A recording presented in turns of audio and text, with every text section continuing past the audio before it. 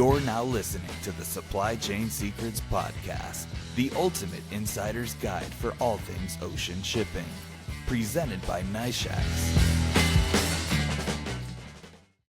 Hi, everyone. You're listening to the Supply Chain Secrets Podcast. I'm your co-host, Caroline Weaver, and with me is Lars Jensen. Lars, how are you doing? I'm doing great. Calling in from warm and sunny Curaçao, a nice Caribbean island in the southern Caribbean part of the Netherlands. It's amazing. So we're recording this on Saturday, October 4th. You will probably be a little unreachable next week. Where are you headed next week? Well, maybe not. I mean, tomorrow I'm jumping a plane. I'm going to spend next week in Venezuela. As far as I've been able to ascertain, I should be able to have internet there as well. It's just a bit unclear how stable, how fast it's going to be, which is why, as you mentioned, we're doing this on Saturday rather than Monday as usual. Yeah, always better safe than sorry when it comes to the recordings.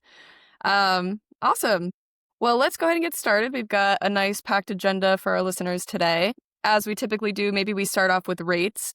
Where are we at right now? Well, I mean, we start out with a couple of different indices. The one we sometimes quote is the SCFI, but there is no news because it's the Chinese Golden Week holiday. So there are no recordings on that one. But if we look at, for example, the NYFI index that we also talk about, it continues completely as expected to show more erosion of the Pacific rates. Again, this is the slack season due to exactly the Golden Week holiday.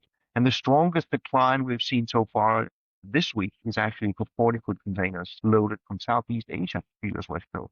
The weakness, as expected, is across all the different Pacific sub-indices, but this is actually the weakest part as we go into this seasonal slowdown. And how are carriers reacting or adjusting to this? Yeah, I mean, they have for quite a while now been continuously announcing more and more blank sailings, and they're apparently not done yet. If I look just in the last week alone and look at the Pacific, they have announced another 4 blank sailings into the West Coast and another 2 blank sailings into the East Coast. And mind you, this is on top of all the other blank sailings they had already announced. So if I look at what does that mean for capacity, into the West Coast is actually very concentrated in terms of where the blank sailings are. That's in week 42. And in week 42, 30% of the usual capacity, that's blank. Going into the US East Coast, it's a little bit more spread in both weeks 42 and 43. But right now, 12% of the normal capacity is now blank in both of these weeks. So the carriers continue to ramp up blank sailings in an effort to try to at least underpin or stabilize the drops that we have seen. Do you think it's possible that we may end up seeing like a mini capacity crunch during these times?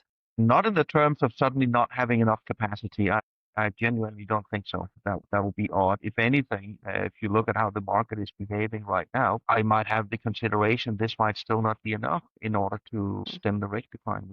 Okay.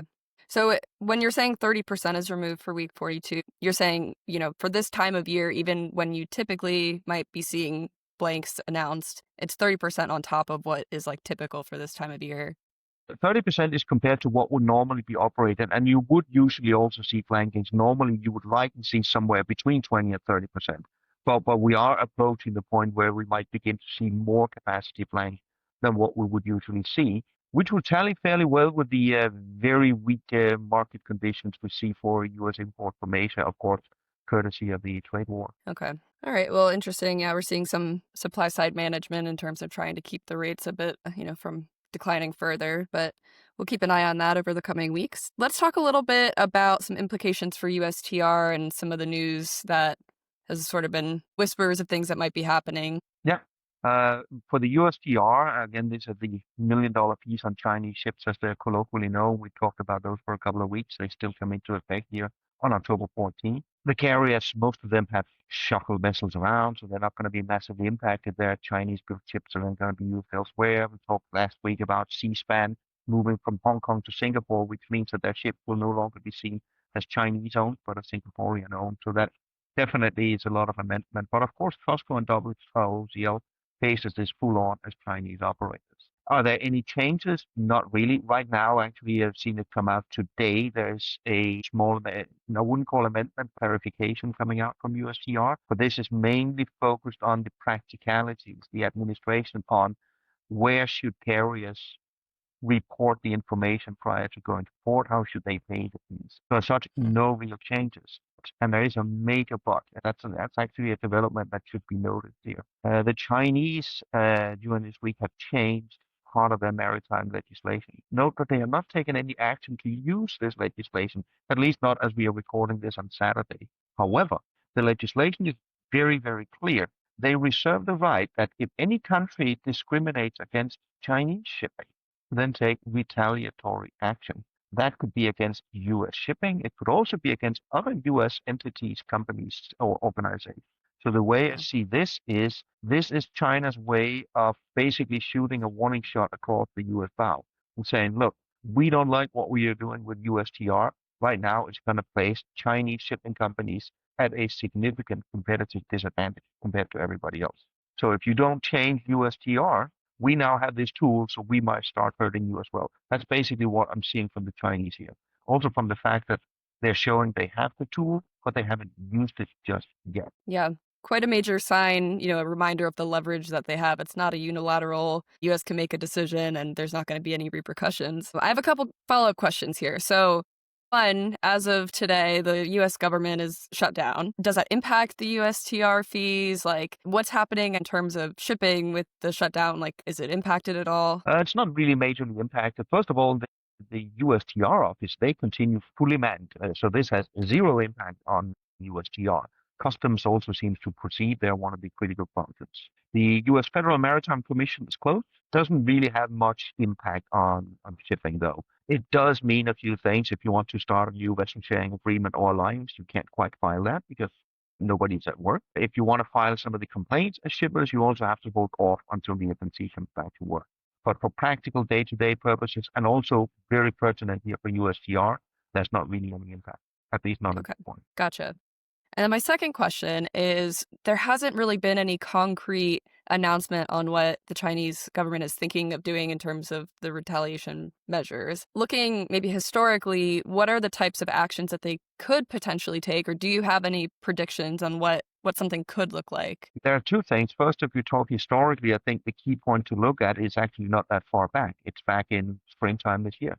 How did China react to the reciprocal tariffs the U.S. placed on China? That was very clear. China's approach was a tit for tat, basically escalating the situation until, and in this case with the tariffs that the U.S. backed off to a large degree. They still haven't got an agreement. It is still on pause. So you could certainly, in that play out, see them potentially want to play the same game around the USTR fees. And that then begs the question, what could they do? You might sit back and say, well, there's not really much of a U.S. maritime presence anyway. That's actually part of the whole political issue in the U.S. That's the So problem. there's not much to retaliate against. But that would probably be an unfair reading of the situation. First of all, if you were to go as China for U.S. shipping, that would immediately impact a shipping company like, for example, Matson. Mm-hmm. Indirectly, that would also impact the shipping services between the U.S. East Coast and Hawaii, because that's an integrated part of Matson's Trans-Pacific service. Now, in the greater scheme of things, you can still argue, and I'm sure Matson would not like to be characterized like that, but it's still minor compared to what you're impacting a cross-run double OTO with. However, that's again where the language in the Chinese new legislation is interesting, because they reserve the right to also take retaliatory action, not really specified, against individuals or organizations. So they could basically just decide to penalize somebody else. Okay. So it could go a couple different ways here, but as of right now, nothing's been announced. I guess we'll just kind of continue to monitor and obviously provide updates as anything changes there. Yes, and for now, I don't think anybody should expect any other shipping lines to take tangible action. The tangible action is this phasing around of ships that has to a large degree already taken place. Mm-hmm. And for now, that's going to be the stable environment. Okay, awesome. All right, let's move on to our next topic. So there's been some updates with shipping charcoal. Can you talk a little bit about what that change involves? Yeah, I mean, it's one of these where I would tend to call it a positive development on a negative background. People might not think much about it. Charcoal, unfortunately, has the effect of sometimes spontaneously combusting if they're stored in the wrong place or handling the wrong way. And in the 7-year period from 2015 to 2022, declaration of charcoal actually led to 70 vessel fires around the world. So this is a significant problem. But the International Maritime Organization, it was agreed something needs to be done. So there are new, much stricter regulation in terms of how do you declare and report this when you want to ship it. And that comes into force here in January. And all the shipping lines are, of course, going to implement this. The one I've seen so far is MSC. They're actually already putting this into a mandatory effect from November. So they're even implementing this legislation 2 months prior to what they are forced to, which I think is a great thing, because if this can reduce the likelihood of fires upon container vessels, by all means. Yeah, it seems like a silly thing to not implement some legislation to protect the lives of the mariners and the cargo and all of that. It seems like an obvious choice to just do that immediately. Do you know Yes. or have any explanation, I guess, as to why it might have taken so long? Like, why did we have to see so many for legislation to pass? I don't have a good explanation. I will just note down that the reality is when it comes to these international agreements on also safety, security, environmental protection, they tend to take many, many years, even something that appears obvious. That is just, I was about to say, the slowness of the IMO bureaucracy. I think a good case in point is today we take it for granted the VGM regulation, where you need to have a verified mass of the containers you lift on board. That took 20 years in the IMO to actually, for all the countries to agree on that. So it's not uncommon that it simply takes a long, long time to agree on some of this legislation. So it's all within the IMO, but the issue is getting all of the representatives within the IMO kind of on the same page to agree on a next step. Exactly, because we sometimes hear that there's global legislation, but that's not true. Global legislation doesn't exist. There is no such thing. There is no global lawmaker. There is no global police. When we say global rules or global legislation, what we actually mean is that a large amount of countries have all agreed to implement the same regulations into their own national legislation. And that's where the rub usually is, because then all the different countries have slightly different things they want to put into their own legislation, and it takes a long time to come to an agreement. But global law doesn't exist. Only national law exists, and then agreements to implement the same regulations in the different countries. Yeah, that makes a lot of sense. Well, thanks for diving into that. Let's talk a little bit in more detail about the different indices. We obviously start off pretty much every episode talking about rates, how the NYFI is comparing to some of the other indices. But I think it's worthwhile to kind of talk about the nuances that go into how a rate is calculated for a given time period. And I know you have some examples, but maybe let's walk our listeners through that. Yeah, because I think this is actually an interesting topic, and one that is often very much misunderstood. And I think the misunderstanding sometimes comes from, if we compare to our daily lives. If I call down to the local IKEA and said, what's a new couch going to cost me? And they say it's going to cost you $200. Fine, that's the price. It's fairly straightforward. And if I wanted to make an index of what's the cost of a couch today, that would be easy to set up. But it's not quite that way. So let me give an example of why this is suddenly not that easy. So let me start out and say, let's say we have a shipping line, and we call them up and they give us a spot rate as a genuine quote. Nobody's trying to cheat on prices. The genuine quote is $1,000. I call them up here on, let's say, September 15th. So is the price today on September 15th $1,000? Well, not quite. Sure, I did call them today on September 15th. The price was $1,000. But how long is this quote valid for? Because I want to quote today. That's not because I want to load the cargo today. I might want to load it, say, in 2 weeks, September 29th. But that already raises the question. So if I'm the one that's going to make a price index, the $1,000 quote, do I put that into my index today on September 15th when the quote is made? Or do I put that into an index on September 29th? But that's 2 weeks from now. But that means on September 29th, I'm suddenly using old data. That is a methodological choice already there. But this gets more difficult, because if I want to make this on, say, September 15th, and say that's $1,000, that's great. That's a genuine quote. But if I look at cargo being loaded today on September 15th, that might be cargo paying $1,200. But this was cargo that was booked a couple of weeks ago. So the cargo I know is paying $1,200. Do I include that in the index today? But then I'm messing that one up with the $1,000 quote. And it gets even more complicated. Let's stay with this example of the $1,000 quote on September 15th, which is great for 2 weeks out. But then I also asked the carrier, I also want another quote, because I also have another shipment on October 6th, 3 weeks out. But then the carrier says, that's great, but now the quote is $1,500 because we've got a peak season surcharge coming up of $500. in October. So suddenly I'm in the situation where there are new two completely valid quotes made here on September 15th. One for 1,000, one for 1,500. But one is for 2 weeks out, one is for 3 weeks out. But all of the indices we see out there just show you one number. So these are two genuine quotes. How do I choose? Do I include both of them? Say the average is 1250. Do I only include quotes that are, for example, before the implementation of a new rate increase? But that would be a very variable one, because if there's nothing, I can look months into advance. If there's a lot, I might only look 2 or 3 days in, because then there's a new PSN. So what I'm saying here is the notion that there is one number that can perfectly reflect what the spot market is from a quoting perspective today simply doesn't exist. It's down to choices in which parts of the market. You can, of course, then decide we're going to launch 20 different indices, all showing the same thing, but with different validity rates. That would also work, but it would also show the complexities of the market. So what I'm trying to boil down to here is we got a lot of different rate indices out there, and I'm not going to call anybody either right or wrong, simply a matter of they are measuring different parts of the market. And that's again where you say the NYFI also measures a very specific part of the market, because they don't look at the quotes, they look at the cargo that is actually loaded. So the cargo has to be loaded that particular week. And it also has to be booked inside of the 4 weeks prior. Actually, as far as the stats go, it's usually booked 2 weeks prior to loading. So that at least narrows it down, say, fine, we know the cargo is loaded, we know it is paying that rate. But of course, that means the number by some are being seen as somewhat lag, because you can obviously only measure it when the cargo is loaded. If you're using an index that shows quotes, that is, of course, that can be seen as a lot more timely, but that introduces the uncertainty. You don't actually know whether anybody then booked on those quotes. So the whole point here is it is not simple to create an index. The notion that there will be one index that absolutely correctly captures the market is blatantly wrong.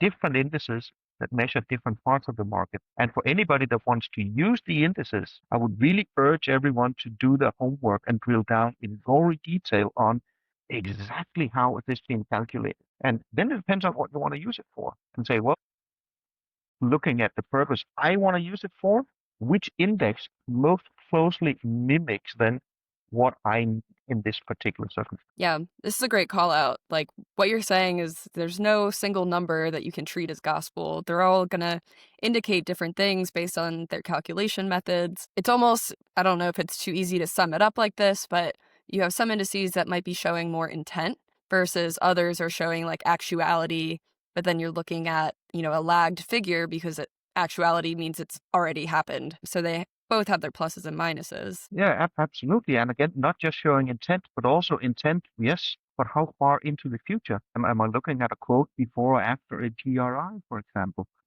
Am I looking at a quote that is valid just for one container, or a quote that's valid for maybe 10 or 20, where there might be at least a little bit of a volume discount involved? So there are all these different nuances we need to take into account when we, as users of indices, look at them and say, well, what am I trying to accomplish? And depending on what I want to try to accomplish, which index then most closely matches what I need? Yeah, this is all really interesting and relevant as well. We're hosting an event in a couple of weeks in London, and we'll talk a little bit about this. Lars, I know you're going to be a speaker there. Just before we get into that, we had one final section to talk about, which was the latest Red Sea attack. Can you talk a little bit about what happened there? Yeah, this is just the latest attack happened during this week. It's not a container vessel. It's a multipurpose vessel operated by the Dutch company Splitoff. Unfortunately, the vessel was attacked by the Houthis. Whatever missile or drone was used, it hit the vessel. Vessel caught fire, and all 19 crew had to be evacuated from the ship.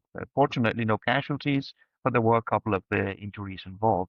It was European naval vessels under Operation Aspides that helped in evacuating. As we are recording this podcast, there's not really much news apart from the owner trying to see if they can establish a salvage operation. But apart from that, the vessel is adrift in the Gulf of Aden following the attack, which basically shows that the security situation is completely unchanged over the last couple of years in that region. Yeah. So it seems like we might kind of still be in this situation for the at least the immediate future looking forward. All right. So yeah, let's go back to what we were talking about. So we have an event coming up in London. Could you tell our listeners a little bit about that? there is an event. It's NYFI setting up an event in London together with the ICE, the exchange. And as you're mentioning, yes, I'm going to be a speaker, but I'm actually excited and going there too, not because I'm going to speak, but for a completely different reason. Because the keynote speaker that's going to show up there is Sir Richard Dearlove. And in case you don't know the name or who he is, he's actually the former head of MI6, the British Secret Service. And he's Wow. going to be there to talk about some of these geopolitical risks that are out there and that we're facing. And I mean, given his background from MI6, he will have a very unique perspective on what is real and what is imagined out there. What are the real threats that we're facing geopolitically? And that's going to give a fantastic stage for then digging into, okay, these are all geopolitical risks. What are then the subsequent risks that we face in the shipping industry, and how should we potentially deal with these risks? How should we mitigate these risks? How should we think about them? So in case you are in London, or in case you want to come to London, this event is actually on November 6th, and you might want to reach out to the good people at NYFI if you have interest in that. Amazing. Yeah, and if you haven't been to a NYFI event before, they're well put together. We spend a lot of time really fine-tuning the agenda and making sure it's relevant for people to hear not just what's happening now, but looking forward, what should you be anticipating within the market and how things are changing. So we hope that you can join us. I think that is everything for today. Lars, any final thoughts, or are we all good to close off here? I think we're all good. Again, as you mentioned right up front, we are recording this on Saturday as opposed to Mondays. This is with the caveat, we don't know what's going to happen the next couple of days. If anything is going to happen over the next couple of days, I would very likely look at either if there are changes in the US government shutdown, or if we see tangible actions from the Chinese on their potential retaliation on the USTR. All right. Sounds good. Well, thank you everyone for tuning in. We'll be back next week, and I hope everyone has an awesome, productive week. Bye. Thanks for listening to Supply Chain Secrets Podcast, presented by NYFI. Be sure to subscribe on your favorite podcast app. Want to be a part of the show? Register to attend a live recording at the link below.